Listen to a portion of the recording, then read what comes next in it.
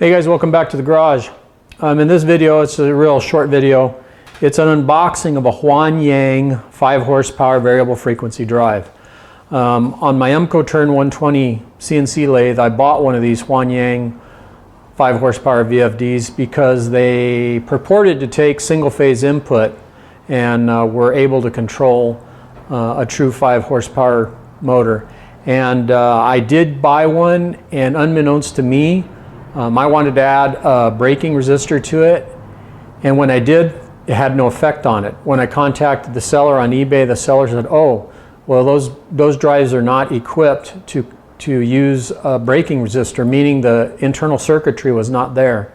And after doing a little bit more research, after it was all said and done, sure enough, most of those Huanyang VFDs are not equipped to accept a braking resistor, and the benefit of a braking resistor is to slow the spindle down quicker than if it didn't have a braking resistor. A braking resistor absorbs the energy that VFD cannot do alone when you're trying to decelerate a spindle. So I really wanted to decelerate the spindle a little bit more than what the VFD could do, which I think from 4,000 RPM it took 9 seconds without tripping the VFD to slow the spindle to a stop. So when I contacted that eBay seller, they were very responsive, very good to work with. They told me, said they could get me the same VFD with the internal and external braking resistors for not a lot more money. And I basically told them, I said, you know, if you just did that and sold them that way and advertised them that way, you'd probably get some sales. So anyway, because you're getting the resistor. So right here, I got the box yesterday. I started to open it, but I thought, hey, I'll do a quickie video and show you guys what came in the box, and then I will try and get it connected up to the EMCO Turn CNC lathe and test it out. So let's get you in so you can see. All right, all the way from China. I opened it upside down, but it's double boxed. There's another box in it, and then there's some padding on top. And then inside this box was an external resistor.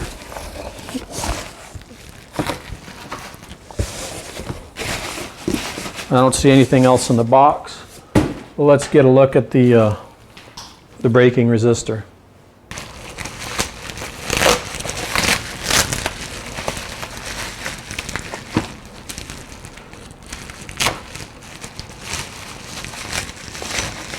It actually looks pretty substantial.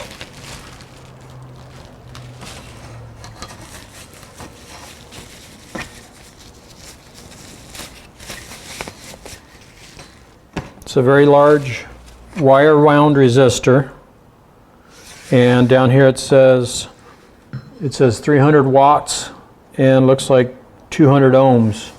So there's a braking resistor that came with the variable frequency drive.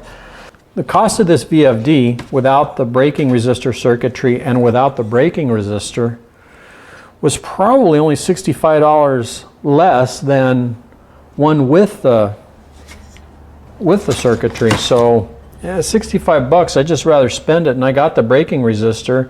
That's probably worth almost that in itself. So there's the instruction manual. And you know, ironically, these aren't terribly bad. These manuals are actually pretty good, pretty easy to understand. The VFD pretty much comes well packed.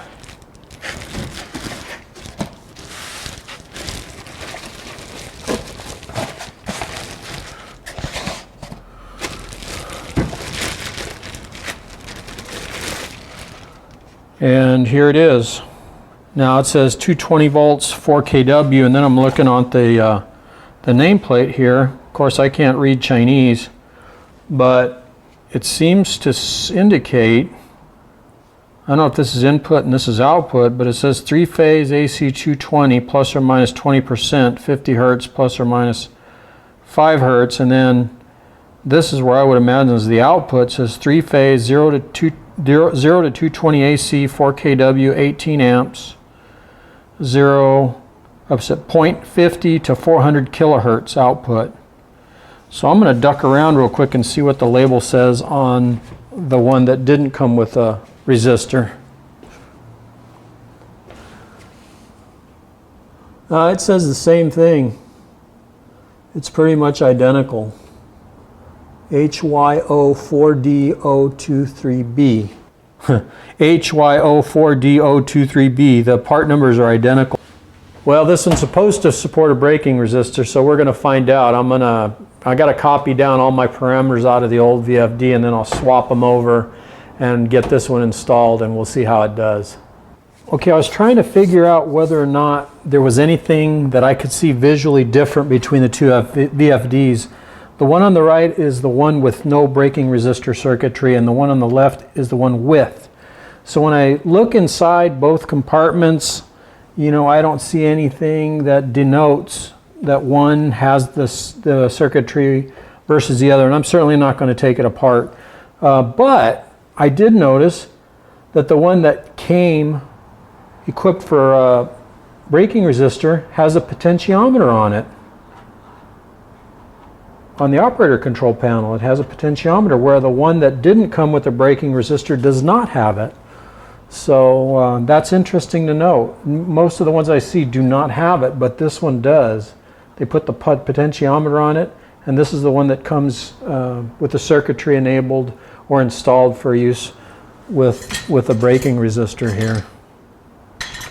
So just trying to see if there's something that I could see that was telltale that would, you know, tell me that one had the circuitry versus the other one, but apparently it's buried in there deeper than that. So, okay, I got the new VFD installed. Braking resistor is mounted.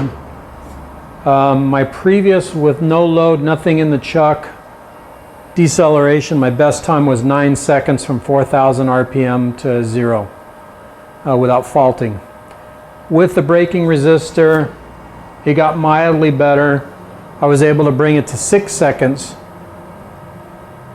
and bring it to a stop. Anything less than 6, the VFD would trip out. So it helps, and I know it's working because the braking resistor is warm, so it is dumping some energy. I would have thought I could do better than 6 seconds with nothing in the chuck, but there is a lot of rotating mass in this big motor, so perhaps that's unreasonable. So anyway, it does work. It did help. It shaved off 3 seconds on the decel time, but the best I can do is 6 seconds from 4,000 RPM. And you know, basically you got to go to the max RPM, run your machine, and then stop it, and then keep cutting down your decel times until it faults, and then bump it up just a shade to cover you from nuisance trips. So it works. It's better. Like I said, maybe I'm being over expectatious, trying to do better than 6 seconds to come to a stop. I do have DC injection braking starting at 10 hertz, which isn't much, and it does stop the spindle. So that's the report on the Huanyang with the internal and external braking resistors.